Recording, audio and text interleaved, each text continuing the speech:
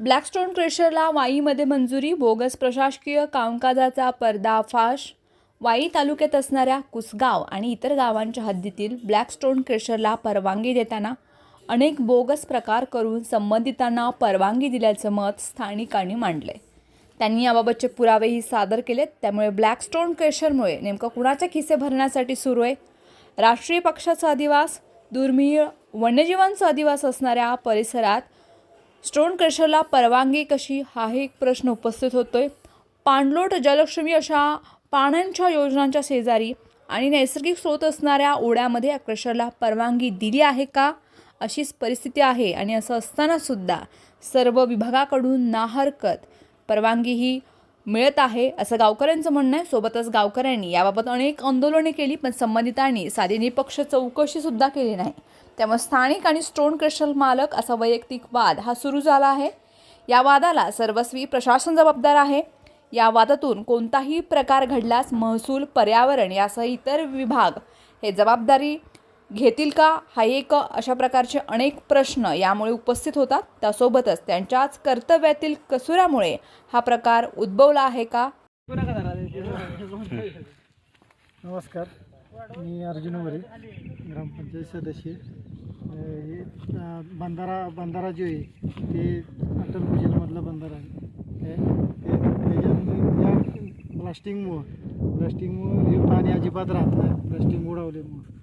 आणि हे गुराढोरांसाठी, परत वन्य प्राण्यांसाठी पाणी हे आत्ता जे साचलेलं आहे ह्याचं पाणी, पावसाचं पाणी, कालच्या पावसाचं पाणी ह्यात भरपूर असतं. पण प्लॅस्टिकमुळं अजिबात पाणी ह्याच्यात राहिलं नाही, लिकेज झालेलं आहे. दोन्ही दिसले पाहिजे.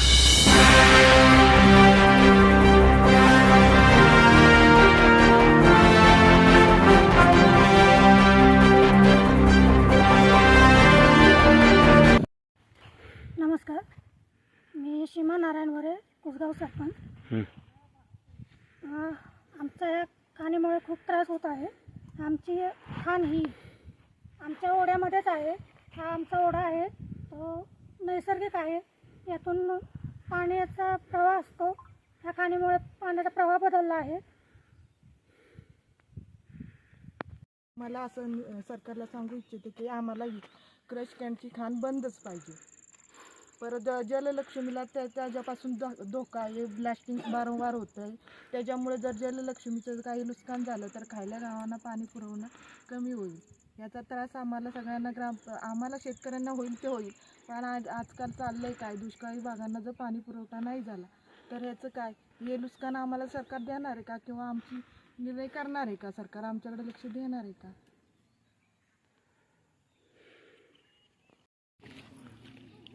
नमस्कार, माझं नाव अक्षय दत्तात्रय वरे, मी एकसरगावचा रहिवासी आहे.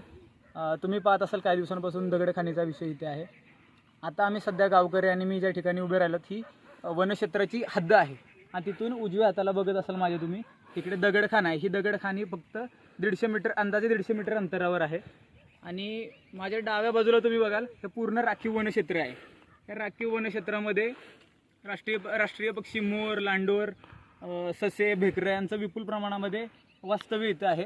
पशुपक्ष्यांचा आवाज वगैरे इथं असं बऱ्याच मोठ्या प्रमाणात हे आहे. शृंगांच्या होणाऱ्या स्फोटांमुळे आणि आवाजामुळे इथल्या नैसर्गिक प्राण्यांच्या अधिवासात बदल होत आहे आणि ते प्राणी घाबरत आहेत. या उजव्या हाताला इकडे एक बंधारा होता, त्या बंधाऱ्यामध्ये पाणी वगैरे पिण्यासाठी प्राणी जातात. पण होणाऱ्या स्फोटांमुळे इथं पाणी प्यायला आता ते जात नाही आहेत आणि त्यांचा जो अधिवास आहे तो बदललेला आहे. आता ते सध्या आमच्या लोकवस्तीकडे यायला लागले, त्यामुळे आमच्या शेतीचं वगैरे नुकसान होत आहे. आणि सुप्रीम कोर्टामध्ये 1996 साली एक जनहित याचिका दाखल केलेली आहे. त्याच्या जजमेंटमध्ये सुप्रीम कोर्टाने 2007 असं सांगितलेलं आहे की वनक्षेत्राच्या हद्दीपासून दगडखाण कुठल्याही प्रकारचं उत्खनन हे 250 मीटर अंतरामध्ये व्हायला नाही पाहिजे. पण आता जसं सांगितलं की दगडखाण ही फक्त 150 मीटर अंतरावर आहे. त्यामुळे जे वनसंरक्षक जो विभाग आहे त्या विभागाने खोटी NOC देऊन ह्या खाणीला परमिशन दिलेली आहे. त्याच्यामध्ये कागदांचा पुरेपूर असा चुकीच्या पद्धतीने वापर केलेला आहे आणि वन्यजीवांचं आणि नैसर्गिक आदिवास, जैवविविधता यांना पूर्णपणे तिलांजली दिली गेली आहे इथं आणि चुकीच्या पद्धतीने सगळा अधिकारांचा वापर केला जात आहे.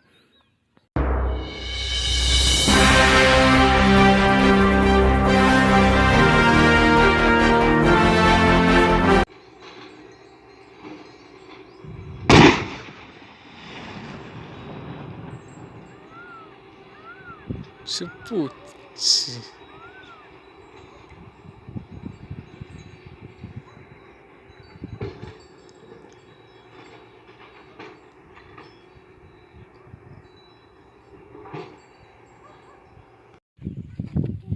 कोणताही लोकहितार्थ ज्यावेळेस ठराव देण्यात येतो त्यावेळेला ग्रामसभा खूप महत्त्वाची असते. पण कुसगाव गावची ग्रामसभा न घेता मासिक सभेच्या वरती की ज्यावेळेस प्रशासकाचं राज्य होतं त्या याच्यामध्ये हा ठराव मंजूर करून सदर खाणीला मंजुरी देण्यात आलेली ही निव्वळ शासनाची फसवणूक आहे. कारण शासनाचा कुठलाही कारभार चालवताना ही नेहमी ग्रामसभा ही खूप महत्त्वाची असते. नमस्ते, मी रुपेश पार्टे एकसरचा ग्रामस्थ. आम्ही हा लढा क्रशर बंद होण्यासाठी 4 महिन्यापासून प्रयत्न करतोय. जिल्हाधिकारी, प्रांत, तहसीलदार या सर्वांना वारंवार लेटर देऊन ग्रामपंचायतीचा ग्रामसभेचा ठराव देऊन सकाळी क्रशर काही बंद झालेलं नाही. आता त्या अनुषंगानं जर काही बंद होत नसेल तर आम्ही आत्मदहन करू, सामूहिक आत्मदहन करू आम्ही.